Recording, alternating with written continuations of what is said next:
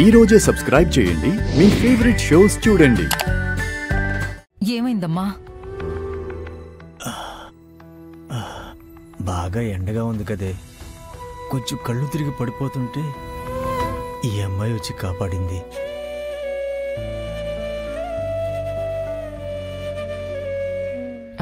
మీకు రుణపడుంటానమ్మా.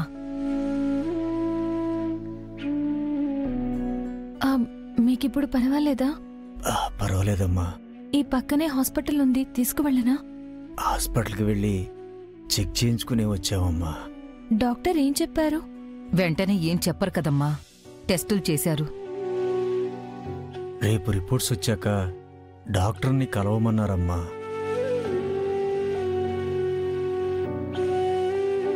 అయితే రేపటి వరకు ఎక్కడుంటారు?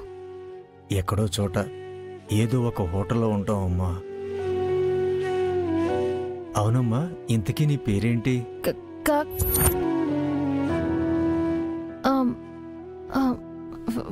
ఫాతిమా.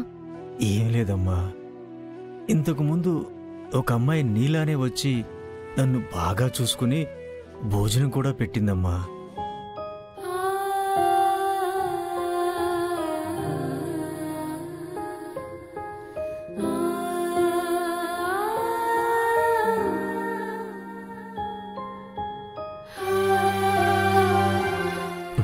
లక్ష్మికి తన తల్లిదండ్రులు కూడా చూడలేని పరిస్థితి వచ్చింది.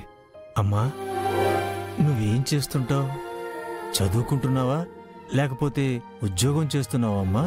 నేను జాబ్ చేస్తున్నానండి. నీలాగేనమ్మా, నా కూతురు పెద్ద చదువులు చదివి ఉద్యోగం చేయాలనుకుంది.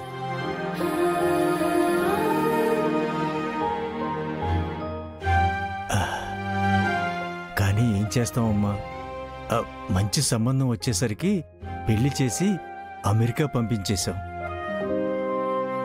అవునమ్మా, జాబ్ చేస్తున్నానంటున్నావు. నీకు పెళ్ళయిందా?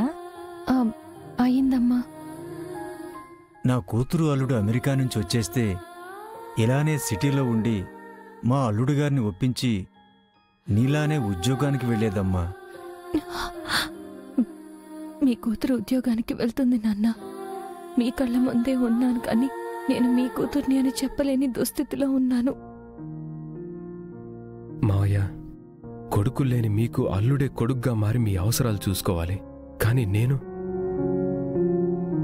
మీరు కనిపిస్తే ఎక్కడ నిజం బయటపడుతుందోనని దాక్కొని మిమ్మల్ని చూడాల్సి వస్తుంది. అమ్మా, నీకు పిల్లలు ఎంతమంది? ఇంకా పిల్లలు లేరండి. నా కూతురు కూడా అంతేనమ్మా. పెళ్ళై 6 నెలలు దాటింది, ఇంతవరకు ఏ శుభవార్త లేదు.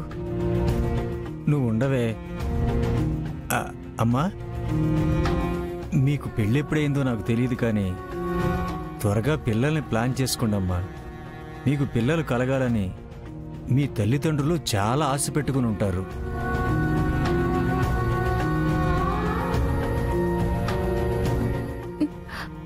సరే అమ్మా, ఉంటానండి. జాగ్రత్త అమ్మా. నువ్వు నీ భర్త చల్లగా ఉండాలమ్మా.